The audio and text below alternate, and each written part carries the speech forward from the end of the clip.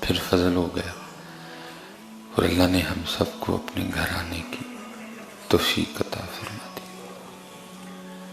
اللہ کے حضور دعا گو کہ اپنے فضل سے ہم سب کی حاضری کو قبول کر لے اور ہم سب کا شمار ان لوگوں میں کر لے جن سے وہ اور اس کے محبوب علیہ السلام راضی ہوئے۔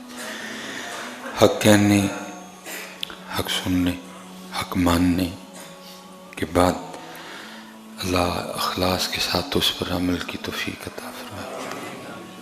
سب کچھ ہے، عمل نہیں ہے۔ انفارمیشن، معلومات بہت زیادہ ہے، لیکن کیا ہے؟ صرف انفارمیشن ہی ہے، عمل کوئی نہیں۔ اب جس بندے کو چھیڑ لیں، ہر بندہ ہی پوری لائبریری ہے، لیکن عمل، اس لیے اقبال نے کہا زندگی عمل سے بنتی ہے، صرف انفارمیشن سے نہیں جی۔ زندگی، ہر بندہ ہاتھ میں موبائل پکڑے بیٹھا ہے اور کچھ نہ کچھ مل رہا ہے، اچھا مل رہا ہے، برا مل رہا ہے، یہ بات کی مل رہا ہے بہرحال، تو انفارمیشن ہے۔ لیکن بات کیا ہے؟ زندگی عمل سے بنتی ہے، جنت بھی جہنم بھی۔ یہ خاکی اپنی فطرت میں نہ نوری ہے نہ ناری ہے۔ اس لیے داتا صاحب نے کشف المحجوب کی ابتدا میں لکھا کہ سب سے مشکل ترین کام اپنے علم پہ عمل کرنا ہے۔ کئی بار کہا، آج بھی کہوں گا، جتنا ایک عام پاکستانی کے پاس بھی علم ہے نا، اگر وہ بھی اس پہ عمل کرے تو پاکستان جنت بن جائے۔ وہ والی جنت تو نہیں بن سکتی، لیکن جہاں جنت سے مراد، کیونکہ اس کو اس سے کوئی نہیں ہو سکتا معاملہ۔ جنت سے مراد یہ ہے کہ امن و امان آ جائے۔ جتنا ایک عام پاکستانی کے پاس بھی علم ہے، لیکن مسئلہ کیا ہے کہ صرف علم ہے، عمل کوئی نہیں۔ عام سے عام پاکستانی کو بھی پتہ ہے کہ دھوکہ نہیں دینا، لیکن بس ہے کہ عمل نہیں ہے۔ عام سے عام پاکستانی کو بھی پتہ ہے کہ جی ذخیرہ اندوزی نہیں کرنی، لیکن عمل نہیں، ملاوٹ نہیں کرنی، جھوٹ نہیں بولنا۔ بس پھر اس بے عملی نے کیا کیا؟ جہاں اور بڑے گل کھلائے، یہ بھی ہوا کہ اس بے عملی کی وجہ سے، ان گناہوں کی نحوست کی وجہ سے دل سخت ہو گئے۔ کیونکہ جب بندہ ایک گناہ کرتا ہے نا اور اس پہ توبہ نہیں کرتا، معافی نہیں مانگتا، تو دل پہ پھر ایک سیاہ رنگ کا داغ لگ جاتا ہے۔ اگر تو معافی مانگتا ہے، توبہ کرتا ہے، توبہ قبول ہو جاتی ہے، تو اس کو مٹا دیا جاتا ہے۔ اور اگر نہیں کرتا اور اس گناہ پہ ایک اور گناہ کرتا ہے تو وہ سیاہی کا داغ اور بڑا ہو جاتا ہے۔ پھر اگر اس پہ اور گناہ کرتا ہے تو پھر ایک وقت آتا ہے ذرا جی گناہ کر کے پھر پورے کا پورا دل ہی سیاہ ہو جاتا ہے۔ اور اسی طرف حضرت سلطان نے بھی اشارہ دیا، فرماتے ہیں دل کالے تو منہ کالا چنگا۔ دل کالے تو منہ کالا بھی ہوئے، رنگ کالا بھی ہوئے تو کوئی نہیں۔ اب دیکھیں نا، ہمارے کالے کی اس کالے سے کوئی مماثلت نہیں ہے۔ حضرت بلال حبشی کا رنگ مبارک بھی تو، لیکن ہمارا کالا، اور قربان جاؤں جی اس کو، لیکن شان دیکھو، دل کالے تو منہ کالا چنگا۔ کچھ نہیں ہوئے گا جی، رنگ کالا بھی ہوئے گا، وقت گزر، لیکن اگر دل کالا ہو گیا پھر کچھ نہیں رہے گا تیرا، کیونکہ فیصلے کل دل پہ ہونے ہیں، منہ پہ نہیں ہونے ہیں۔ فیصلے کل دلوں پہ ہونے ہیں۔ یوم لا ینفع مال ولا بنون، وہ پھر کیا ہے حضرت، پھر سارا دل سیاہ ہو جاتا ہے، مر جاتا ہے وہ دل حضرت۔ وہ امام مالک کی بارگاہ میں کوئی بادشاہ آ کے عرض کرتا ہے، حضور گناہ اگر کرتا ہوں نا تو ہوتا نا ایک بیڈ فیلنگ آنی چاہیے کہ یار یہ کیا ہو گیا، کوئی ندامت نہیں ہوتی، کچھ اس طرح کا فیل ہی نہیں ہوتا۔ اور اگر کوئی نیکی کر لوں تو کچھ اچھا محسوس نہیں ہوتا۔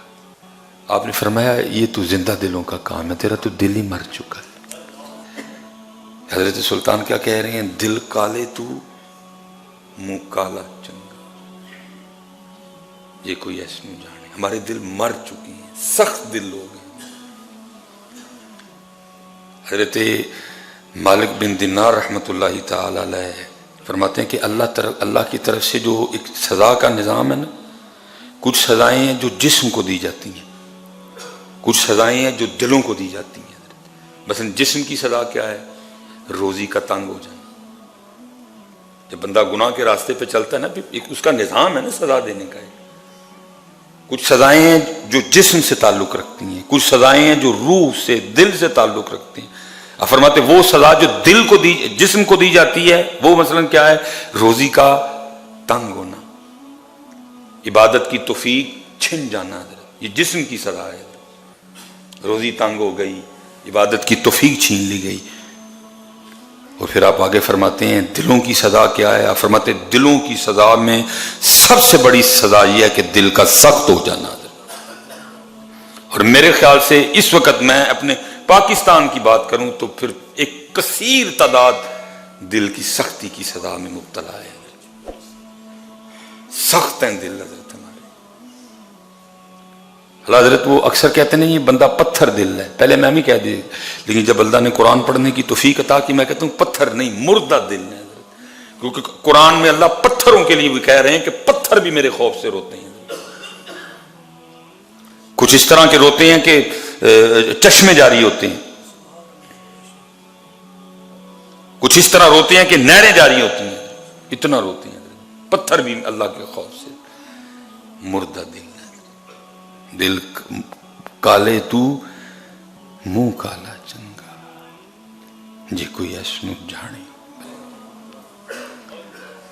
یہ معاملہ گزرا ہے نا، یہ آٹے والا، دب کے ہم نے ذخیرہ اندوزی کی ہے، آٹا پیچھے رکھا، مہنگا بیچا، انتظار کیا۔ اللہ میں یہ نہیں کہوں گا کہ سارے اسی طرح کے تھے، بڑے بڑے اچھے لوگ بھی ہیں بیچ میں، لیکن یہ جنہیں سن نا، انہوں نے پتہ کی کرنا ہے اپنا معاملہ کلیئر کرنے کے لیے، انہوں نے پورا رمضان جا کے نا مدینہ پاک میں گزارنا ہے۔ یہ جو کیا نا اس کو کلیئر کرنے کے لیے، اللہ یہ اپنے کاغذوں میں کلیئر کر رہے ہیں، یہ اللہ اور اللہ کے رسول کے دربار میں اس کو اس طرح کلیئر نہیں کروا سکیں گے۔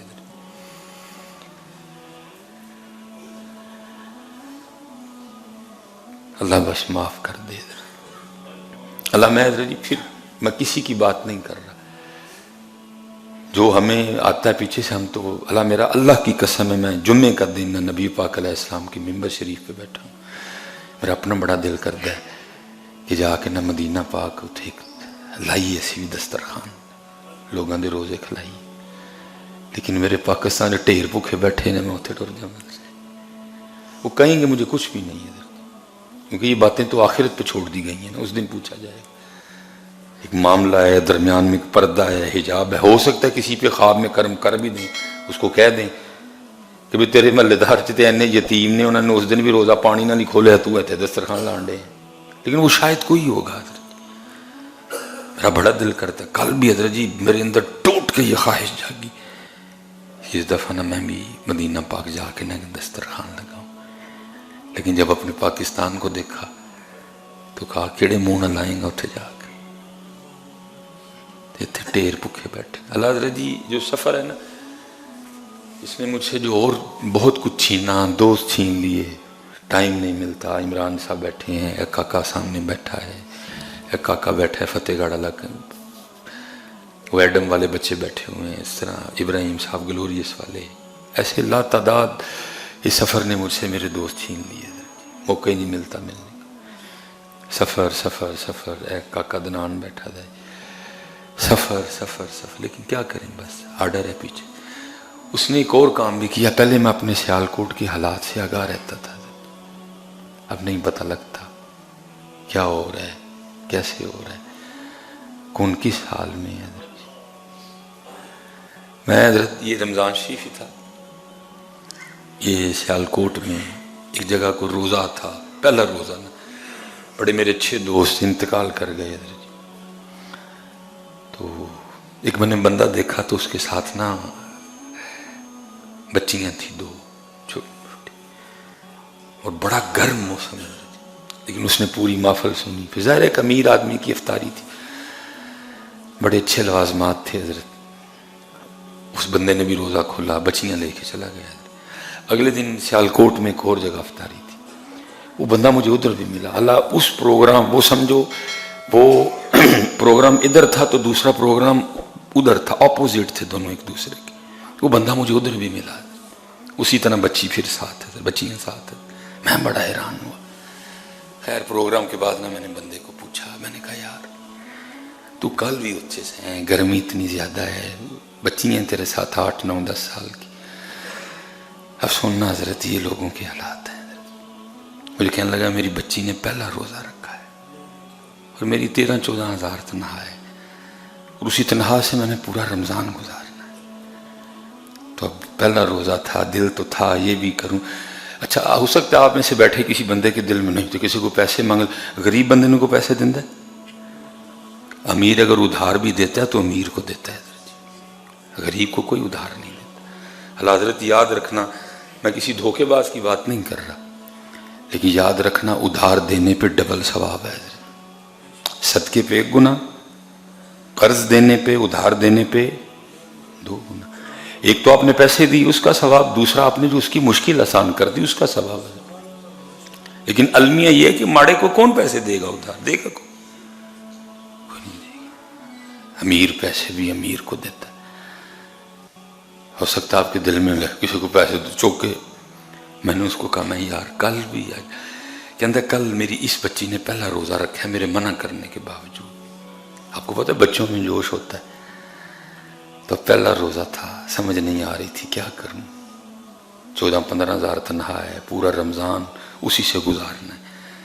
تو مجھے پتہ چلا کہ فلاں امیر گھر میں افطاری ہے. تو میں نے اپنی بچی کو نہیں بتایا، میں نے اس کو یہی کہا کہ ہمارا انہوں نے روزہ کھلوایا ہے. تو ایک بچی کو اس دن لے آیا، آج دوسری نے رکھا تھا، آج دوسری کو لے آیا. یہ ہمارے حالات ہیں. ہم نہیں دیکھتے کہ کدھر کیا کرنا ہے. میرے محلے میں 10 یتیم ہیں، میرے محلے میں 10 غریب ہیں، وہ آج بھی روزہ عام انداز سے کھول رہے ہیں. ان کے مہمان ہیں، وہ بڑی خوبصورت انداز سے مہمان نوازی کرتے ہیں. میں یہ نہیں کہہ رہا، میں اپنی آپ کو اپنے دل کی بات بتا رہا ہوں. اگر کسی نے لگایا ہے کوئی لگا رہا ہے، میں نہیں کسی کو، میں آپ کو اپنے دل کی بات کر رہا ہوں. مجھے پتہ ہے حضرت جی میرے سیالکوٹ میں کدھر کدھر کیا ہے. ہونا کیا ہے، یہ جتنے یہ آٹے والے آٹا مافیا تھا حضرت، انہوں نے کرنا کی یہ اکثریت حضرت انہوں نے پورا رمضان جا کے اس کو کلیئر کرنے کے لیے. لیکن جو ظلم انہوں نے کمایا ہے حضرت جس طرح اللہ کی مخلوق، اس لیے پتر میرا بڑا دل کرتا ہے کہ وہاں میں ایک دسترخوان لگاؤں نبی پاک علیہ السلام. لیکن جب اپنے سیالکوٹ کو دیکھوں تو پھر سمجھ نہیں آتی کیا کروں. چلو بھائی جس کو اللہ نے ادھر توفیق دی ہے، ہر کوئی اپنے اپنے کا جواب دے. لیکن یہ رمضان آنے لگا ہے بیٹا، پہلے پلاننگ کرو رمضان شریف کی اور اتھے لگاؤ. پھر ایتھے پہلے لاؤ تو پھر اتھے بھی لا لو. تو جی ایتھے نہ لایا ہے تو صرف اتھے ہی لایا. بڑی میں جی بڑا رویا. کہنے لگا میری بچی کا روزہ تھا. تو میں نے بچی کو یہ نہیں کہا کہ ہی بغیر بلائے آئیں، میں بچیوں کو یہ کہہ کے لایا ہوں کہ ان کو پتہ چلا تھا کہ میری بچی کا روزہ ہے تو ان کا روزہ ساڑھے کو لیو. میں نے اس کو یہ نہیں کہا کہ ہم بن بلائے مہمان ہیں. میں نے تو بچیوں کو یہ کہہ کے لایا ہوں کہ انہوں نے آپ کا روزہ کھلوایا. اور ایسے میرے سیالکوٹ میں کئی روزے دار ہیں. لیکن کیا ہے، دل سخت ہیں، دل سخت ہیں. اور ایک حدیث پاک کا مفہوم بھی ہے سامنے، بے شک لوگوں میں اللہ پاک سے زیادہ دور وہ شخص ہے جس کا دل سخت ہے، جس کا دل، صحابہ کے لیے بھی قرآن نے کہا رحماء بینہم، آپس میں رحم دل، محبت کرتے ہیں ایک دوسرے. رحماء بینہم.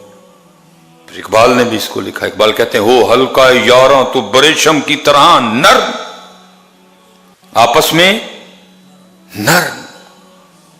ہو ہلکا یاراں تو بریشم کی طرح نرم، رزم حق و باطل ہو تو فولاد ہے مومن. الٹو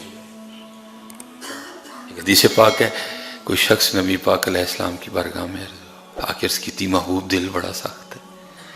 میں کہتا ہوں یہ نبی علیہ السلام کے زمانے مبارک کی برکت تھی کہ لوگ بتایا کرتے تھے آ کے. اب تو بتاتے کوئی نہیں حضرت. ہوں تو جننے نے حضرت جی کسی کا کام نہیں چلتا پیا, کسی دے منڈا نہیں ہون ڈیا, کسی کل گھر اپنا نہیں, کسی نے نہیں مجھے آ کے کہا حضرت دل سخت ہے. میری بھی حضرت 39 سال پوری ہونے لگی, 40 میں بھی آنے لگا. یہ نبی علیہ السلام کی صحبت مبارکہ کی برکت تھی. صحابہ عرض کیا کرتے تھے یہ شخص نے آ کے عرض کی تھی محبوب دل بڑا سخت ہے. اور ہمارا پتہ کیا حال ہے, میں اکثر یہ پریا پنچایت میں بیٹھنے کا موقع ملتا ہے, پتہ نہیں لوگ کس طرح یہ بکواس کر دیتے ہیں. میں تو کدی پیو دی نہیں مننی, نہیں تو کہ بڑا اچھا کام ہے جو تو سب میں بتا رہا ہے. نہیں میں تو بڑا سخت آدمی ہوں نا معاملے میں, میں تو کدی پیو دی نہیں مننی ہے. آپ کو بھی تجربہ ہوا کہیں بھی ایسے نہ لائق اور نہ ہنجار لوگ ہیں بڑے مجمع میں کہہ دیں گے میں بڑا سخت آدمی ہوں, میں تو کدی پیو دی نہیں منی. بھئی یہ کس کا طریقہ ہوا؟ نہیں میں نہیں کدی لحاظ رکھے ہے, میں نہیں کدی لگی لپٹی لائی ہے. نہیں بھئی یہ کس کا طریقہ ہو گیا؟ یہ امام غزالی نے حضرت اس کو لکھا, یہ تھا نبی پاک علیہ السلام کا طریقہ مبارک حضرت. وہ کوئی شخص تھا اور ان کا آخر میں جو جواب ہے نا وہ بتاتا ہے کہ تب انہوں نے ابھی کلمہ نہیں پڑھا تھا حضرت. امام غزالی نے اس کو لکھا حضرت, لیکن نبی علیہ السلام سے محبت بڑی تھی حضرت. لیکن نبی کلمہ وہ ایک روحانی معاملہ تھا کہ جہاں کہیں کچھ عورتیں وغیرہ ہوتی نا تو یہ کھڑے ہو کے ان سے باتیں شروع کر دیتے. ایک دن نبی پاک علیہ السلام تشریف لے جا رہے تھے دراز گوش پہ, حضور تشریف لے, یہ کھڑے تھے.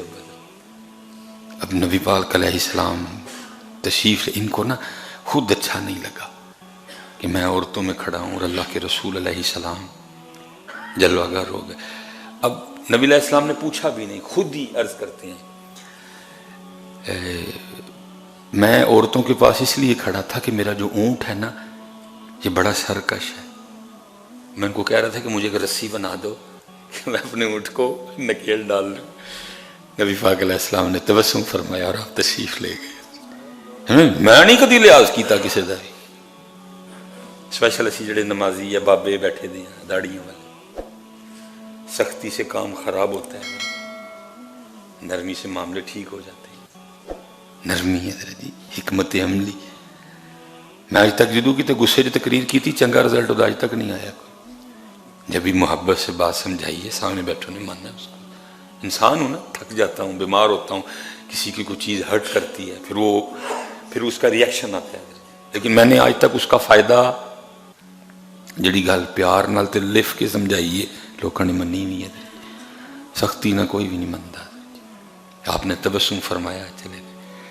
ایک دن نبی علیہ السلام کہیں تشریف لے جا رہے تھے, یہ پھر ان کو اللہ نے موقع دے دیا روح مبارکہ کی, روح انور کی زیارت کرنے کا.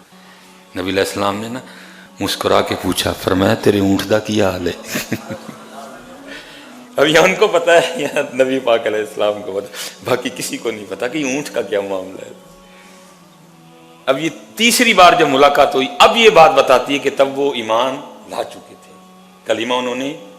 اب ان کا نام کیا تھا امام غزالی نے نہیں لکھا. یہ ایک دن نا مسجد نبوی شریف میں حاضر تھے, صحابہ بھی تھے, آئے. نبی علیہ السلام نے پھر فرمایا, آپ نے فرمایا تیرے اونٹ کا کیا ہے؟ تو روح سے کیا آگے سے عرض کرتے ہیں محبوب جس دن سے آپ کا کلمہ پڑھ لیا میرا اونٹ بھی ٹھیک ہو گیا ہے.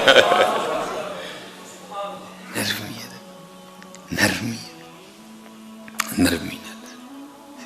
شخص نے آ کے عرض کی محبوب دل بڑا سخت ہے, دل بڑا سخت ہے. اب دیکھو نا پھر وہ آٹے والا معاملہ. یہ کتنے نرم دل لوگ تھے ہمارے اسلاف. حکیم عبداللہ رحمۃ اللہ تعالیٰ بتاتے ہیں کہ میں اور میاں جی نے تانگے پہ بیٹھ کے کہیں جا رہے تھے. وہ تھی کہ سیالکوٹ میں نا وبا پھیلی ہوئی تھی ہیضے کی, اور وبا آپ بھی کوئی کسی گاؤں میں کچھ مریض وغیرہ دیکھنے جا رہے تھے. رستے میں نا حضرت یہ ایک بندہ ملا جس نے, وہ ایک ہوتا ہے نا کھیرا, ایک ہوتی ہے تر.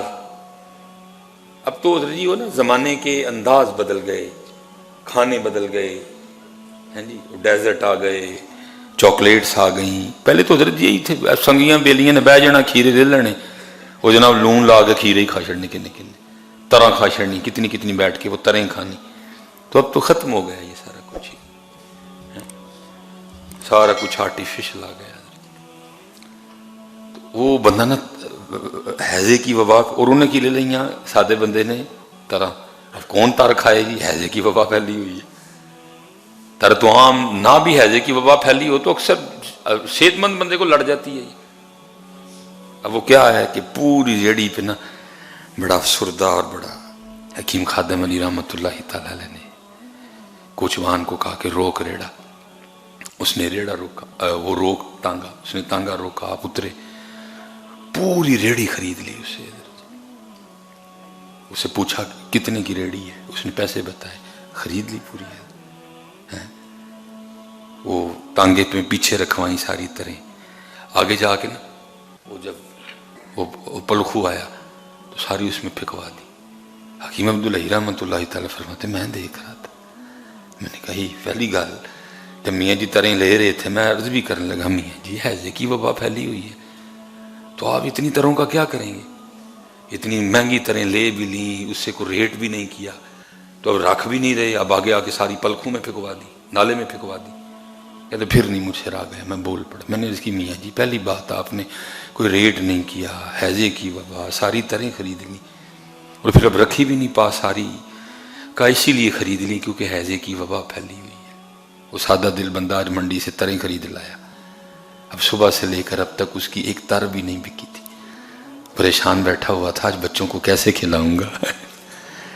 اس لیے خادم علی نے اس کی ساری طرح خرید لی. اللہ نے خادم علی کو دیا ہوا ہے، مجھے اس سے کوئی فرق نہیں پڑا، میں نے اپنے اللہ سے سودا کر لیا. تجھے تو گھاٹے کا نظر آ رہا ہے.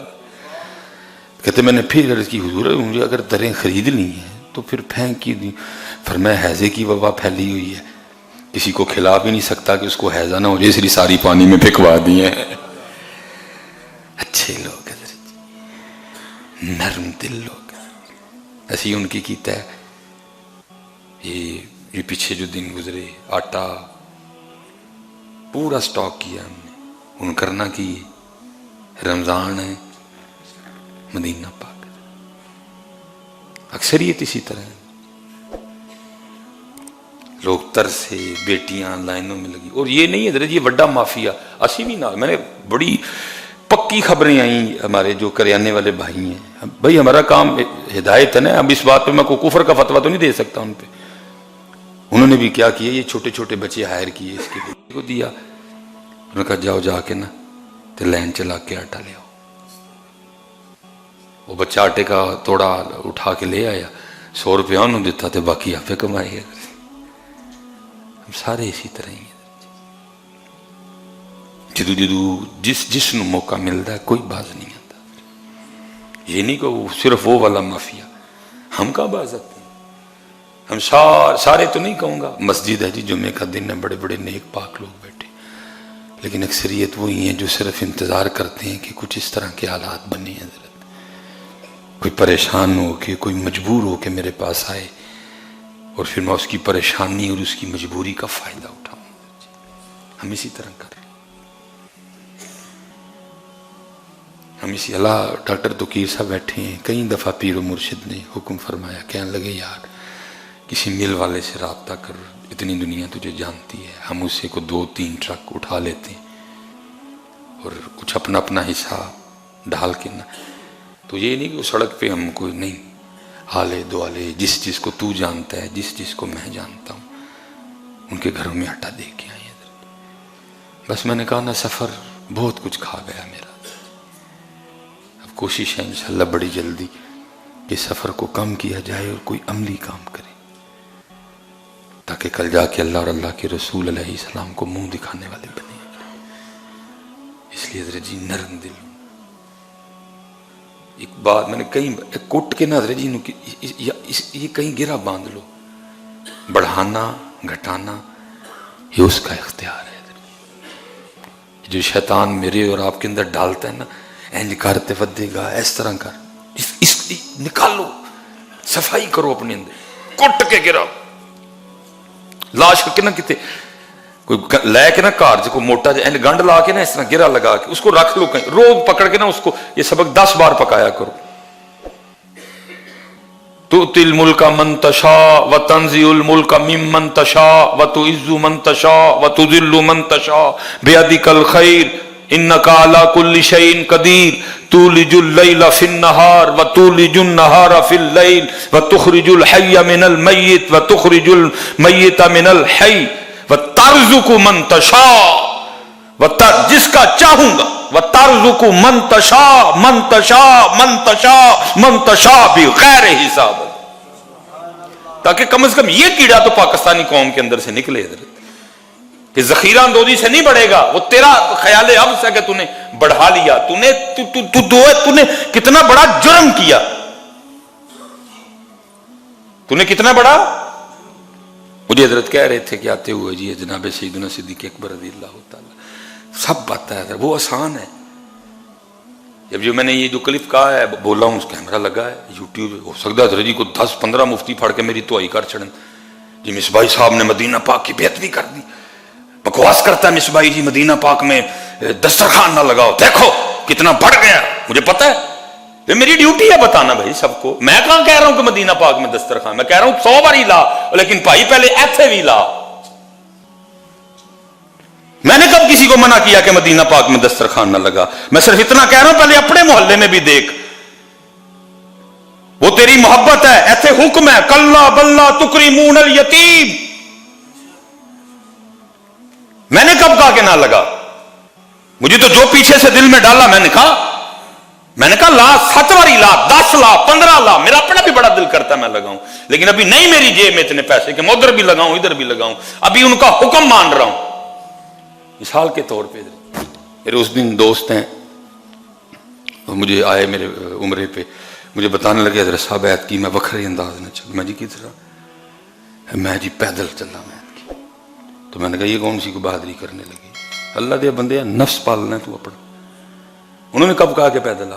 10 کٹ کو کتاب یہ فلانا بزرگی. میں اللہ دے بندے وہ تھے کہ جو انہوں نے کہا نا سارا کچھ ہی کر دیا. انہوں نے کہا داڑھی رکھی، سر پہ ٹوپی رکھی یا پگ رکھی، زلفیں رکھی، سنت کے مطابق بال رکھے، حلال کھایا، نرم، ایک جو حکم تھا نا ان کا سارے پورے کر لیے. اب سمجھ نہیں آ رہی تھی کہ محبوب سے محبت کا اظہار کس طرح کروں. پھر وہ اس طرح کیا کہ پیدل چل پڑے. وہ بات رہی نہیں تھی ماننے والی، ایک بات انہوں نے مان لی محبوب کی. اب سمجھ نہ آئی کس طرح محبوب سے محبت کا اظہار کروں، کس طرح ان کو عرض کروں محبوب مجھے بڑی محبت ہے آپ سے. اس طرح اظہار کیا کہ پیدل. میں اللہ کے بندے داڑھی تیرے سر تے نہیں، وال تیرے انگریزی نے، سر تے ٹوپی تو نہیں رکھی، ایک بات تو نے مانی نہیں، چل رہا ہے پیدل. ہم نفس پالتے ہیں اپنا. موٹا ہوتا ہے وہ ان باتوں سے، ان کاموں سے. میں نہیں کہہ رہا تھا، مجھے پتا ہے کہ میں کتنے خطرناک معاملے پہ بول رہا ہوں. کوئی کسی مفتی کی رگ پھڑ کے جناب میری لگا بانٹ دے جی مصباحی نے دیکھو جی شہر مدینہ کی بیعت بھی کر دی، کہتا جی انہوں سے دسترخوان بھی نہ لاؤ، اتنا بڑھ گیا یہ. میں نے کب کہا نہ لگاؤ، لیکن میں آپ کو قرآن سنا رہا ہوں لگاؤ جم جا. لیکن وہ کہہ رہے ہیں کلا ولا تکریمون الیتیم. بھائی اپنے محلے دے یتیم دیکھ پہلے لگاؤ جی. میں نے کب کہا کہ نہ لگاؤ، لیکن اتنے بھی تو لاؤ نہ. ساڈے اتنے حضرت ہے لاندے جی اتنے، چلو میری اپنی مسجد کی گل آ چلی، چنے والے چول ہوں. سیالکوٹ میں بھی حضرت اب چنے والے چاولوں سے روزہ کھلوایا تھا، ڈوب کے مار دیں سارے سیالکوٹ والے. کتنے میری مسجد میں افطاری ہوتی ہے، پیچھے ساری فیکٹریاں. سیالکوٹ میں بھی چنے والے چاولوں سے روزہ کھلوایا جائے گا، مارجن ڈوب کے سارے سیالکوٹ والے. کتنے جی سیالکوٹ کی بھی چنے والے چولوں نہ روزے کھلن گے ہوں. میں یہ کہہ رہا ہوں بھائی پہلے اس کو دیکھ، یہ حقدار ہے سارے تیرے. سلیمان مصباحی تو نے جواب دینا ان کا، یہ تیرا سیالکوٹ ہے، یہ تیرا محلہ ہے، تیرا علاقہ ہے. یہ میں کہہ رہا ہوں پتر یہ دیکھو کیا ہے سخت دل. میں تو خود کہہ رہا ہوں وہ وقت آئے اللہ منو اینے پیسے دے. میں حضرت یہ اگلا جمعہ بڑھاؤں گا، پھر سفر ہے. میں ممبر شریف پہ بیٹھا ہوں، اللہ کی قسم میں دل یہ کر رہا تھا اللہ میں نے باہر کا ٹور ہے ایک، تو اس طرح کرواتا ہوں نا ٹکٹ سعودی ایئر لائن کی لے لیتا ہوں. تو جاتے ہوئے 1-2 دن حاضری پیش کی، معافی منگی اپنی کی. پھر چلے گئے آگے یورپ جانا ہے جدھر جانا ہے. پھر واپسی پہ ٹکٹ سعودی ایئر لائن کی. پھر ادھر آئے جڑیاں اتھے کر کے آئے ہیں. پھر معافی منگی, پاکستان کی جا کے استقامت کی دعا کی. حضرت کل میرا دل کر رہا تھا کہ یار اگو ایک عمرے بھی کر لے کنے, ایک حج بس کرنا ہے فرض. اللہ فرض وہ بھی نہیں ہے بھی مجھ پہ, ایک اللہ کروا چھڑے. اس صبح جدو کی حج جو میرے دا دل کیتا کسی یتیم نو جا کے پیسے دے چھڑے, کیونکہ اتنے حکم ہے کلا بلا تکرمون الیتیم ولا تحاضون علی طعام المسکین. حدیث پاک بات ختم جی, ٹائم آگے اوپر ہو گیا. عرض کی محبوب دل بڑا سخت ہے. اب دیکھو علاج نبی پاک علیہ السلام کیا بتا رہے. عرض کی تھی محبوب دل بڑا سخت ہے. دو علاج بتائے میرے محبوب علیہ السلام نے. فرمایا اگر تو چاہتا ہے کہ تیرا دل نرم ہو جائے تو مسکین کو کھانا کھلایا کر اور یتیم کے سر پہ ہاتھ رکھا کر. 100 بار لگاؤ جی مدینہ پاک دسترخوان. میں چوڑا کون منع کرنا, منع نہیں, لیکن بس اتنا کہوں گا اتھے بھی دھیان کریے تھوڑا.